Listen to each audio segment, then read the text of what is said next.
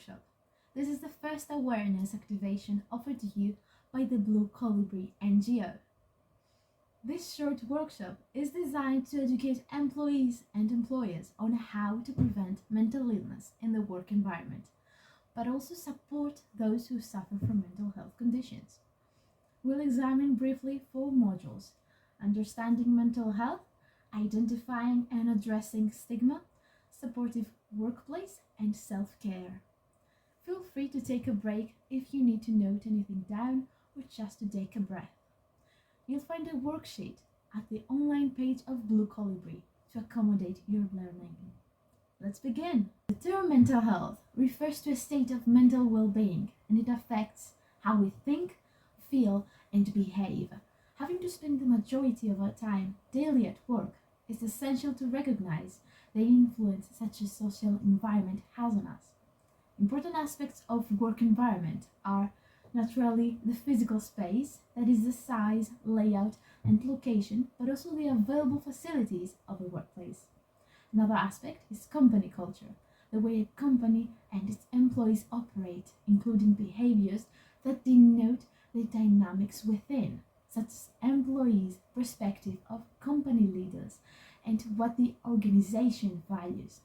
And lastly, their working conditions, that include their pay rate, workplace safety, and length of workday. Mental health problems can have a wide range of causes, but we're only going to examine work-related ones.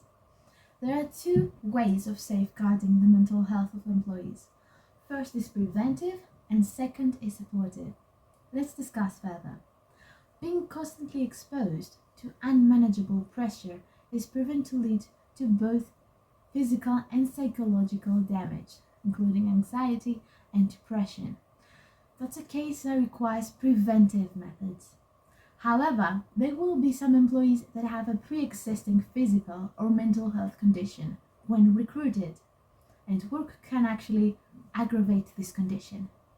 In that case, we should be more supportive than proactive.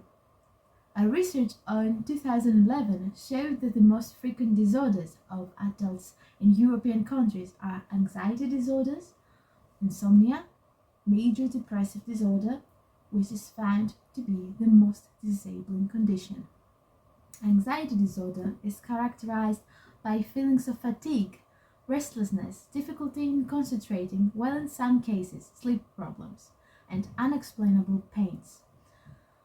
People with anxiety have intense, excessive, and persistent worry and fear about everyday situations. Symptoms of insomnia include difficulty falling asleep at night and waking up during night, reducing therefore sleep quality. That means even if patients have slept for a few hours, they may still feel tired when they wake up. Both of anxiety and insomnia have high correlations with stress, with high stress levels, and with other medical issues such as depression. Major or clinical depression can have various symptoms. Most profound are loss of interest or pleasure in activities that were previously enjoyable. Sleep disturbances, including insomnia or sleeping too much, reduced appetite, and generally feelings of sadness, emptiness, or hopelessness. It can be caused by a variety of factors that are deeply rooted in one's experiences, traumatic events, and low self-esteem. But actually, brain chemistry and other inherited traits play the most significant role to its development. Due to mental illness, 970 million people around the world experience a poor quality of life due to distress, and 12 billion days of employee productivity are lost every year to depression and anxiety. More and more people are nowadays affected by depression than in the past. When is it the right time for governments, organizations, and employers to take action? People with a severe mental disorder are too often far away from the labor market. People living with a common mental disorder, such as anxiety and depression, are employed, but they are typically twice as likely to lose their job and face permanent labor market exclusion. than colleagues without these problems. Over half of the people that stopped working due to poor mental health and tried to start working again are not trusted with meaningful tasks, work less hours, and get paid less. This, along with the social stigma, surely consists a discouraging factor for employees to speak up about potential mental issues. Unfortunately, businesses are far from investing in their people this way. Apart from ensuring work-life balance of the workforce, corporations should actively promote mental health and implement practices that allow unbiased recruitment and fair treatment. Furthermore, companies need to ensure their employees access to healthcare facilities. A well-being campaign recommendation for the Human Resources Department is to host lectures of successful business leaders to share their own powerful stories on mental health struggles. Showcasing mental health and mental illness in this light shifts the conversation from a taboo topic to a source of inspiration and motivation. To break down the stigma in the workplace, managers should be trained in interpersonal skills, such as non-judgmental and active listening and encouraging open communication. They should routinely monitor employee mental health and well-being and be in the position to determine signs of emotional distress. So the steps for team leaders are: monitor the behavior of your colleagues, start conversations and ask about the psychological and mental state, show compassion and empathy. By having initially these open conversations, you will make it more likely that team members will approach you when they are struggling. The managers' and employees' behaviors are just one factor that make a supportive workplace. Let's take a look into other factors as well. As mentioned before, a work environment can be more than just a workspace. Here, we'll elaborate on these aspects and explain how a company can create a positive work environment. There are certain behaviors for team leaders and policies that eliminate psychosocial risks and work-related stress. Managers should reflect team values such as respect, honesty, accountability, and compassion.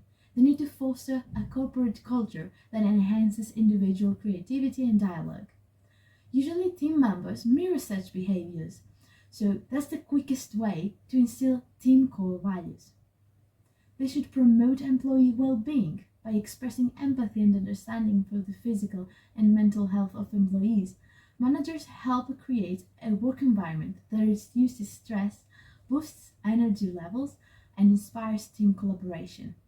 For example, Samantha is a secretary and reports to her supervisor Mary that she is feeling fatigued to the extent that she is unable to function properly. Mary will listen to her and ask her questions like, are there particular times you feel tired? Have you been getting enough sleep? She will try to find solutions, and Samantha appreciates it and is open to resolve this issue together. Another significant practice that makes employees feel appreciated is honest and meaningful feedback on their work.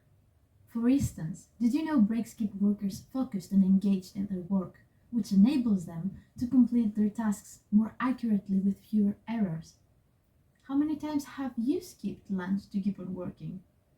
Should you do it frequently, you may notice feeling stressed, irritated, and fatigued.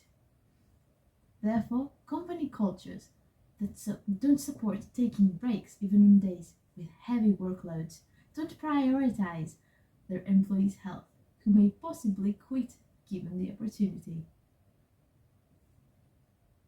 Establishing positive work environment starts even before employment. Diversity recruiting is the practice of hiring candidates using a process that is free from biases for or against any social groups. This practice is proven to increase the quality of decision making as well as employee happiness. Not only has it been shown that diverse teams perform better and come up with better ideas, but also members feel comfortable being authentic.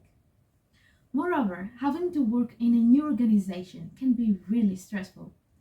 All the job training and coaching ensures new hires are ready for the role and simplifies the integration process for them. The first 2 weeks of the job is a period to be introduced with the company culture, colleagues, and procedures. Ultimately, if applied correctly, this approach will reduce employee turnover. Also, investing in the workforce's capabilities to cope with stress sends a clear message that mental health is your number one priority. Both managers and employees should be offered training sessions to support theirs and their co-workers' mental health. Stress and time management, sleep hygiene, and setting healthy boundary seminars are just few instances. Naturally, every company should seek its own suitable combination of policies and procedures to fill their company's needs. With the right approach, psychosocial skills and work-related stress can be prevented and successfully managed.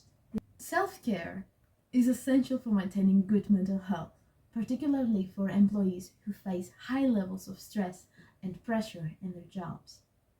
Taking time to reflect, care for yourself, and express your emotions can help to reduce stress, improve focus and productivity, and enhance overall health and happiness. When employees prioritize self-care, they are definitely better equipped to manage stressful situations, avoid burnout, and stay energized throughout the workday. We have gathered strategies we find helpful for employees to maintain good mental health through self-care. Firstly, talking about your feelings can help you stay mentally stable and also manage difficult situations. Openly discussing your feelings is not a sign of weakness. It is a crucial part of identifying and accepting the current state of your mental health and taking responsibility for it. Studies have shown that by just being listened to can help you feel supported and less alone. What's fascinating is that being sincere with yourself can inspire others to do the same. Nonetheless, it's not always simple to put your feelings into words, so take your time to process and explain how you feel however you can. Talk to someone who will be supportive and you feel comfortable with. Relationships are key to our mental health. The development of trusting relationships is a significant emotional conversation for employees in today's marketplace. It is shown that work friends increase workers' overall happiness, but also loyalty to their organization. If forming relationships with colleagues is difficult, strengthening your existing bonds with others is always a good idea. They also might present several perspectives on whatever is going on inside your thoughts. They can help you stay grounded, active, and capable of resolving everyday issues. According to experts, physical activity releases chemicals such as endorphins into your brain that makes you feel good. Frequent exercise can improve your mood, focus, sleep, and general well-being. Most people should exercise for around 30 minutes 5 days a week, studies show. Even if you work a high occupational physical activity job, an OPA, which includes heavy lifting and construction work, leisure time physical activity can still be beneficial for you. Furthermore, what we eat can impact on how we feel. As David Myers likes to say, everything psychological is at the same time biological. A healthy diet is undoubtedly beneficial for your well-being, but it might be challenging to maintain a healthy eating routine at work. Nonetheless, you should eat 3 meals a day at least and get enough water. You should also limit your intake of sugary or high caffeine beverages and stay away from excessive alcohol consumption, which is our next point, drinking. We frequently consume alcohol to elevate our spirits. Some people drink to deal with fear or loneliness, but the effect is only temporary. Drinking is not a recommended method of dealing with difficult emotions. In reality, it never really solves anything, but rather creates more problems. In addition, a change of scene or a change of place is good for your mental health. Be it 5 minutes chat, a 30-minute lunch break at work, or spending the weekend traveling. Taking a break doesn't always mean to do nothing at all. It can also mean being very active. But always make sure to listen to your body. Sometimes it whispers things you may ignore and only notice when they have turned into screams. What activity do you like spending your time on and forgetting your worries? It is recommended you turn to your hobbies during your breaks as a way of self-expression. Achieving something makes you feel better, while also boosting your self-esteem.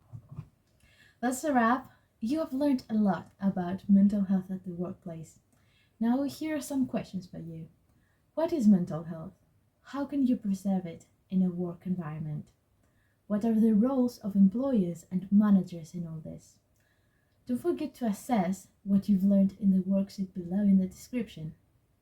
Thank you for staying till the end.